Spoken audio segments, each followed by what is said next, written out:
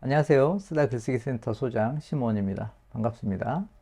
이번 영상은 쓰다 글쓰기 센터의 수업에 대해서 짧게 안내 드리는 영상인데요. 공식적인 설명회 이런 느낌보다는 제가 10개월 동안 이제 글쓰기 센터에서 학생들을 가르치면서 좀 느꼈던 점들 중심으로, 그리고 그걸 바탕으로 앞으로 수업을 어떻게 해 나갈 것인지 이런 점들을 짧게 정리해서 말씀드리겠습니다. 편하게 들으시면 좋을 것 같고요. 또 궁금한 점이 있으시면 저희가 지금 간담회도 계획을 하고 있거든요. 그래서 간담회 시간 되시면 오셔서 저하고 직접 얘기를 나누셔도 되고요. 아니면 학원으로 전화 문의를 해주셔도 되니까 일단은 제가 느낀 점들을 짧게 말씀을 드리겠습니다. 먼저 수업을 하면서 제가 느꼈던 거는 생각보다 학생들이 글을 너무 못 쓴다 입니다. 물론 예상은 했습니다. 제가 고3을 많이 오랜 세월 지도를 했고, 고3을 지도하면서 한계를 많이 느꼈습니다. 왜냐하면 고3은 당장 눈앞에 이제 입시가 있잖아요. 그래서 이 글을 잘 쓰느냐 못 쓰느냐가 그 학생이 갈 수 있는 대학을 결정하는 이제 그런 문제인데, 기본이 너무 안 돼 있어가지고 어떻게 할 수가 없는 겁니다. 그만큼 한국에서는 지금 글쓰기 교육이 이제 잘 안 되고 있거든요. 그러니까 요새 이제 글쓰기가 중요해지고, 제가 얼마 전에 어떤 중학생에게 물어봤더니 그 도덕 과목 전체가 중간고사를 보는데 100% 서술형으로 나왔다고 하더라고요. 그래서 학교마다 좀 차이가 있지만, 전체적으로 이제 한국의 교육 방향도 결과 중심의 객관식 문제보다는, 그래서 서술형이나 논술형을 통해서 사고 과정을 파악할 수 있기 때문에 이제 그런 쪽으로 변화하고 있는 것 같습니다. 아주 좋은 흐름이고요. 앞으로도 이제 그런 흐름은 계속 강화될 거라고 생각을 합니다. 그래서 지금 수업을 듣고 있는 초등학생, 중학생들은 어쩌면 대학교 시험을 볼 때, 대학 입시를 볼 때 글쓰기가 수능에도 반영이 될 수가 있고요. 그래서 예전에는 글쓰기를 공부한다고 하면은 자기를 표현하고 글을 잘 쓰면 좋잖아. 인생에서 쓸 일이 많잖아. 이 정도였다면, 앞으로 글쓰기는 시험 성적에 직접적으로 영향을 주는 이제 그런 쪽으로 흐름이 이제 바뀌고 있는 것 같습니다. 이 세상이 그렇게 바뀌고 있으니까 당연히 이제 교육도 그쪽으로 바뀌어야 되겠죠. 그래서 제가 글쓰기 센터를 시작한 거고요. 그래서 학생들이 글을 못 쓸 거라고는 생각을 했는데 이 정도일지는 몰랐죠. 그래서 제가 처음에 가졌던 그 눈높이, 이 정도 수준에서 시작하면 될 거야 라는 것들을 지금 많이 포기하고 낮춰놓은 상태입니다. 그럼에도 불구하고 더 낮춰야 된다라는 생각을 하고요. 제가 이제 학생들 글쓰기 지도를 하면서 가장 이제 느끼는 어려움은 다른 게 아니고요. 글을 이해한다 못한다 이런 수준의 문제가 아니라 한 문장을 정확하게 쓰지 못한 학생들이 너무 많습니다. 이제 학생들이 글을 제출하면 이 잘못된 문장들이 그냥 날마다, 저는 그걸 이제 좀비 문장이라고 하는데, 지워도 끝도 없이 몰려오는 거죠. 제가 아침 일과가 보통 이제 PC를 켜고 그 전날 학생들이 올린 글들을 읽는 것부터 시작하거든요. 오전에 2~3시간 정도는 그거 하느라 다른 일을 거의 못 합니다. 굉장히 이제 고통스럽고 힘든 일인데, 또 그걸 해야지만 학생들이 성장하니까 이제 하고 있는데, 그때마다 정말 괴롭습니다. 이게 왜 이렇게 문장을 못 쓸까? 그래서 제가 처음에는 의욕적으로 단계별로, 예를 들면 입문반, 기본반, 좀 잘하면 심화반 이렇게 나눠서 수업을 하겠다라고 이제 야심차게 수업을 설계를 했는데, 실제로 해보니까 심화반에 속할 수 있는 학생들은 이제 아주 소수고요. 형식적으로는 심화반에 속해 있지만 실제 실력은 이제 심화반 수준이 안 되는 학생들도 있고, 또 가장 중요한 것은 아이들이 글쓰기 과제는 항상 뒷전으로 밀리기 때문에 학원을 선택하거나 이제 학원을 바꾸는 시즌이 되면은 반을 자꾸 옮깁니다. 그러니까 기본반 수준의 학생이 심화반으로 옮기고, 또 심화반 학생이 기본반으로 가기도 해서 결국은 전체적으로 이제 평준화되는 쪽으로 이제 제가 계획한 것과는 무관하게 그렇게 이제 바뀌었습니다. 오히려 이 학생들을 따로따로 세분화해가지고 구분하는 것보다는 그냥 한 반에서 수업을 하고 학생들 개개인에게 맞는 방식으로 지도를 하는 게 훨씬 더 효율적이겠다. 이제 그런 결론을 내렸습니다. 그래서 2023년 1월부터는 언어사고력 글쓰기 초등과정, 또 언어사고력 글쓰기 중등과정, 이런 식으로 좀 단순화할 생각입니다. 대신에 이제 학생들에 대한 평가, 그리고 학생들의 개인별 등급 관리, 이런 것들은 조금 더 철저하게 할 생각인데요. 과제 같은 경우에도 그 학생 수준에 맞는 과제를 주고, 수업 시간에 글쓰기를 할 때도 그 학생 수준에 맞는 단계까지만 쓰게 하고, 그걸 반복하는 방식으로 이제 그런 식으로 수업을 할 계획입니다. 그리고 이제 학부모님들께서 가장 많이 이제 궁금해 하시는 게, 도대체 이 수업은 언제까지 해야 되냐? 얼마나 들으면 애가 글을 잘 쓰는 거냐? 이런 거 많이 물어보시거든요. 근데 사실 정답은 안 끝납니다. 글쓰기 공부는. 왜냐면 평생 해야 되는 거거든요.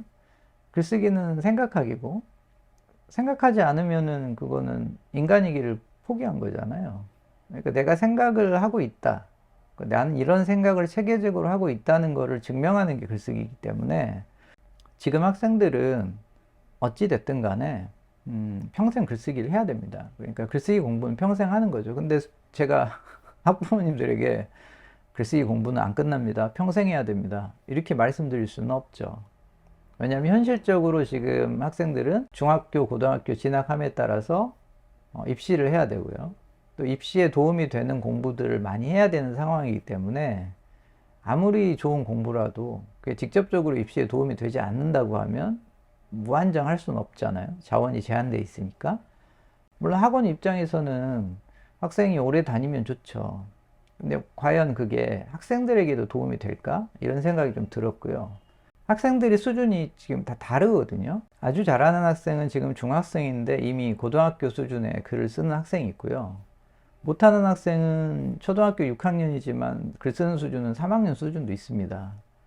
그런 학생들을 똑같은 잣대를 놓고 1년을 다니면 이만큼 향상될 수 있습니다 라고 말하는 것은, 제가 약간 그 학부모님들께 사기를 치는 느낌이에요, 솔직히 말씀드리면.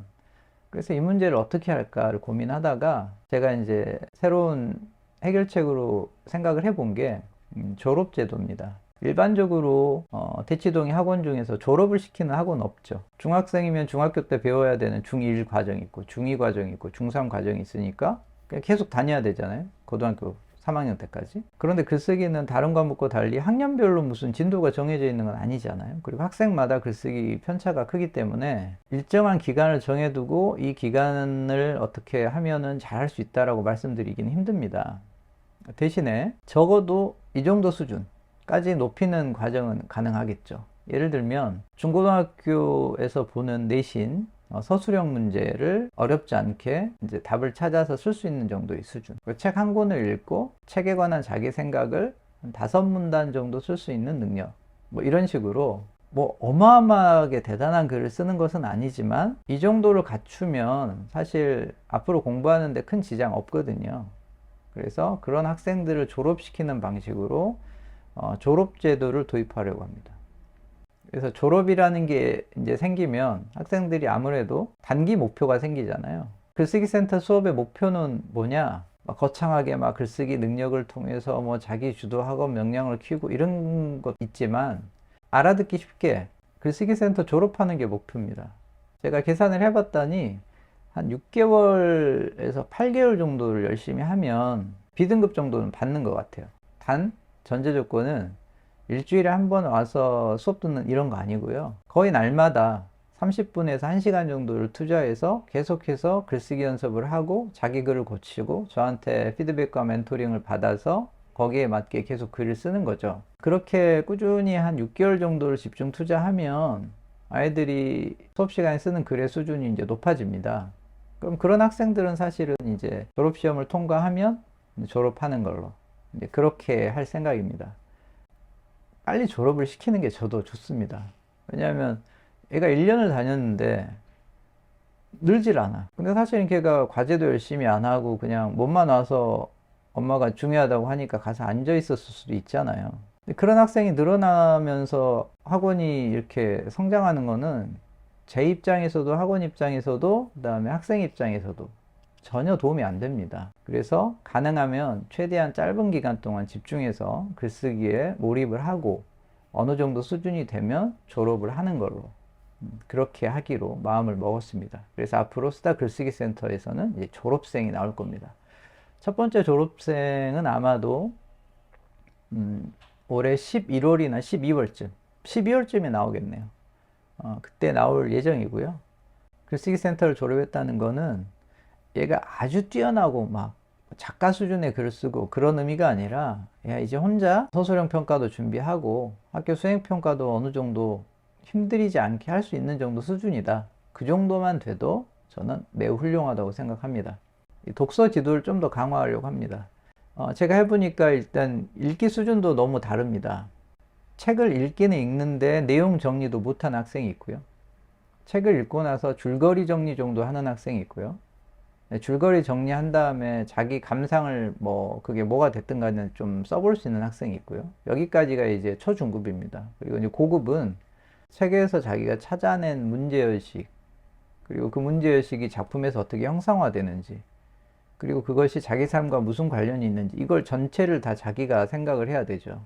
그러니까 가장 난이도가 높고 학생들에게는 가장 어려운 글입니다. 그래서 이제 이런 글들을 그냥 쓰라고 하면 너무 힘들고, 이 독후감 쓰는 단계를 조금 더 세밀화 해가지고 이것도 학생 수준에 맞게 독서 지도를 할 생각입니다. 그리고 이제 마지막으로 이제 생기는 변화는 수업 결과를 공유하는 방식을 좀 강화하려고 합니다.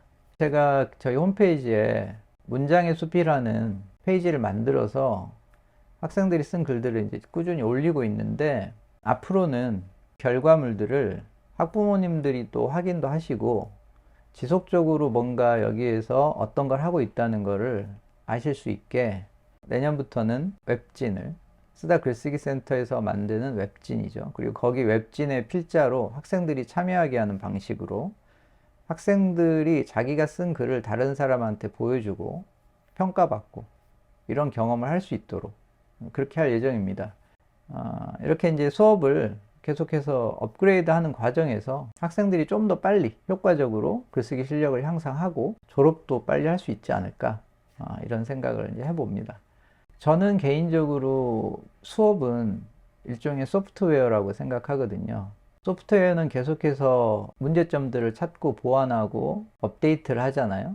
그래서 제가 지금 말씀드린 이 수업의 이제 업그레이드, 업데이트는 앞으로도 계속 될 거고요. 그 과정에서 학생들이 조금 더 글쓰기의 즐거움을 느끼고 또 글쓰기 실력도 향상이 돼서 실질적으로 이 수업은 정말 내 인생에 도움이 됐다. 내가 이 수업을 통해서 생각하는 법을 배우고 공부하는 법을 배우고 살아가는 방법에 대해서도 생각을 해보게 되었다. 그런 수업이 되었으면 좋겠습니다.